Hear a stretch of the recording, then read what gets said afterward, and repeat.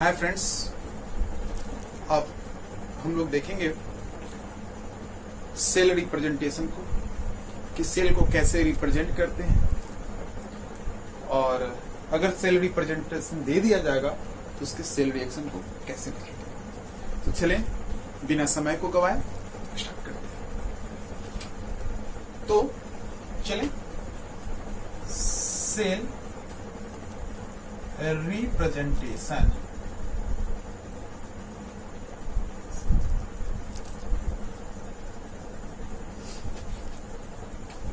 हमने previous class में galvanic cell के बारे में पढ़ा था।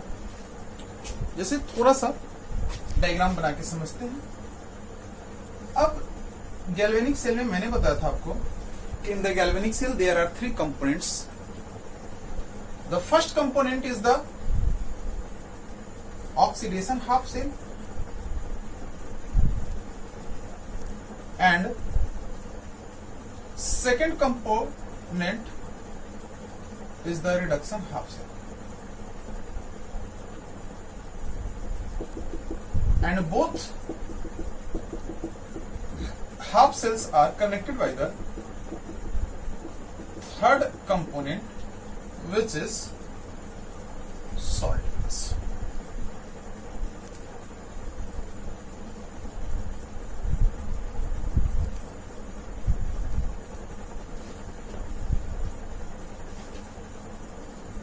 This is zinc electrode. This is ZnSO4 solution. This is copper electrode and it is dipped in the copper sulfate solution. तो हम लोग इस डायग्राम से देख रहे हैं और इनको एक दूसरे के साथ सर्किट को कंप्लीट कर देते हैं। अब यहां पे जो बात कर रहे हैं कि इसमें ऑक्सीडेशन रिएक्शन होगा, इस पे रिडक्शन रिएक्शन। तो ऑक्सीडेशन रिएक्शन में लॉस ऑफ इलेक्ट्रॉन, यानी कि जिंक जो है वो डिप्ड है ZnSO4 में, यानी कि यहां पे जिंक अपने 2 इलेक्ट्रॉन को लॉस करके और Zn2 प्लस बन रहा है, अब प्लस में 2 इलेक्ट्रॉन।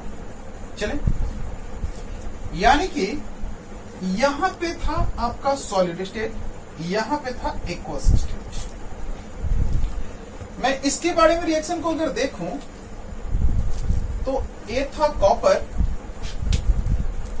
2 प्लस और यहां से जब 2 इलेक्ट्रॉन को एक कॉपर गेन करेगा तो एक कॉपर सॉलिड बन जाएगा। ये वाला एक कॉपर सॉलिड में इसके फॉर्म में चेंज होगा और एक था कॉपर जो कि एक था। तो चलें रिप्रेजेंट कैसे करना है। तो रिप्रेजेंट बहुत ही सिंपल चीज है यार, कुछ है नहीं इसमें।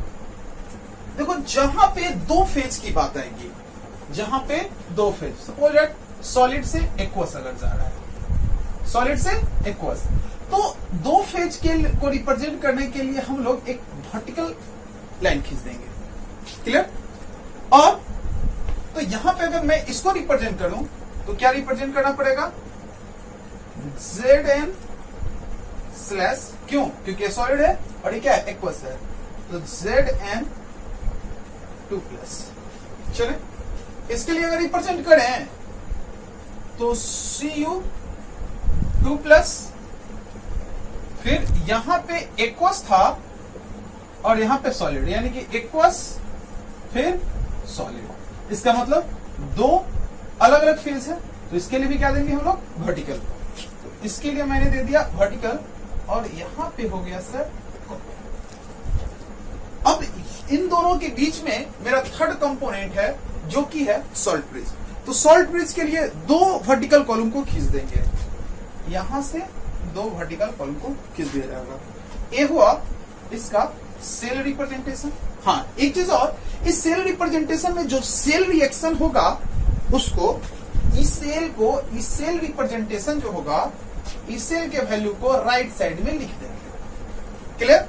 यहाँ पे जो वैल्यू होगा, तो इस सेल का अगर जिंक की बात करें और कॉपर की बात करें तो जिंक का इलेक्ट्रोड पोटेंशियल वैल्यू जो होता है Zn से Zn2 प्लस Zn2 प्लस, इसका वैल्यू होता है माइनस 0.76 वोल्ट। और कॉपर की बात होता है तो प्लस 0.34 वोल्ट। अब आगे मैं पढ़ाऊंगा कि सेल पोटेंशियल निकालने के लिए सेल पोटेंशियल का वैल्यू होता है E cell is equal to E cathode minus E anode. तो कैथोड ए हुआ कॉपर और एनोड ए हुआ, तो माइनस को में से फिर माइनस लेंगे तो माइनस माइनस कॉमन हो जाएगा, यहाँ पे minus into minus equal two plus हो जाएगा, यानी कि इसका वैल्यू हो जाएगा 1.10 वोल्ट। तो ये हुआ 1.10 वोल्ट। तो इसको यहाँ पे राइट में लिखेंगे। इसको बाद में मैं बताऊंगा कि ई सेल कैसे कैलकुलेट करते हैं, अभी सिर्फ सेल रिप्रेजेंटेशन करते हैं। हाँ, एक चीज और कभी कभी बात आपको आ जाएगा कि इनर्ट इलेक्ट्रोड आएगा, तो इनर्ट इलेक्ट्रोड के मेटल को हम लोग ब्रैकेट में लिख देते हैं। इनर्ट इलेक्ट्रोड के मेटल को हम लोग क्या लिखते हैं? ब्रैकेट में लिख देते हैं। इजी वे में क्लियर हुआ? तो सपोज दैट मेरे पास एक सेल रिएक्शन है और इस सेल रिएक्शन से कि एक सेल रिएक्शन है हमारे पास Zn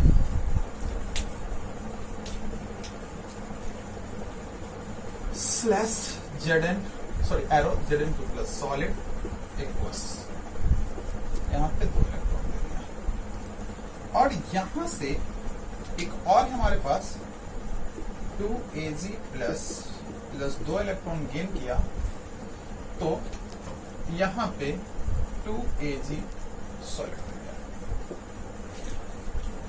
चलिए इसका सेल रिप्रेजेंटेशन कैसे करेंगे?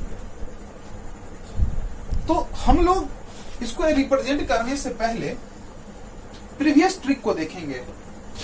LOAN लोन और दूसरा R2PC क्लियर। क्या कहता है लोन? हमारे पास क्या बोल रहा है सर कि जो भी ऑक्सीडेशन होगी यानी कि लॉस ऑफ इलेक्ट्रॉन होगा उसको कहां रखेंगे? लेफ्ट साइड में। तो बात करते हैं, यहां पे देखिए तो 2 इलेक्ट्रॉन का लॉस हुआ, यानी कि इस पोर्शन को, जिंक वाले पोर्शन को हमें लेफ्ट में लिखना पड़ेगा। और R2PC क्या कहता है कि राइट साइड में उसी को लिखेंगे जहां पे क्या हो? रिडक्शन। इसका मतलब जहां पे गेन ऑफ इलेक्ट्रॉन होगा वहां पर हम लोग राइट साइड रिप्रेजेंट करेंगे। इन दोनों के बीच में सॉल्ट ब्रिज तो होगा ही होगा, तो जब सॉल्ट ब्रिज इन दोनों के बीच में लगाएंगे तो डबल स्लैश खींच देंगे। क्या खींचेंगे? Double slash. तो देखते हैं रिप्रेजेंट करके Zn 2 phase slash Zn2 plus double slash Ag plus से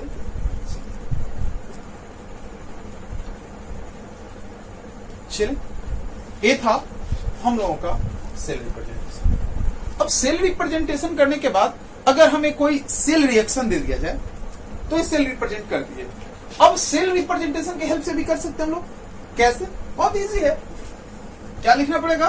क्योंकि लेफ्ट साइड में है तो जो लेफ्ट साइड में रहेगा वह कहां पे होगा? क्या होगा? एनोड रिएक्शन होगा और ऑक्सीडेशन होगा। तो इसको या तो एट एनोड लिखेंगे या ऑक्सीडेशन हाफ से लिखेंगे। तो क्या करते हैं हम लोग? एट एनोड पर मैं रिप्रेजेंट कर देता हूं। एनोड पर वहां से जिंक से क्या बन रहा है? Zn2 plus. तो Zn स्लैश Zn2 प्लस। जब 2 प्लस आया तो कितना इलेक्ट्रॉन गेन कर लॉस करेगा? 2 इलेक्ट्रॉन।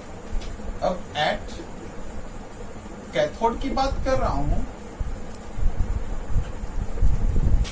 तो यहां पे हमारे पास है Ag प्लस, एरो देंगे और बन रहा है क्या? Ag।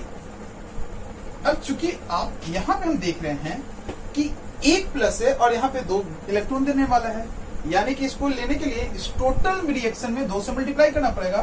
तो इसको कर देंगे 2Ag प्लस 2 इलेक्ट्रॉन,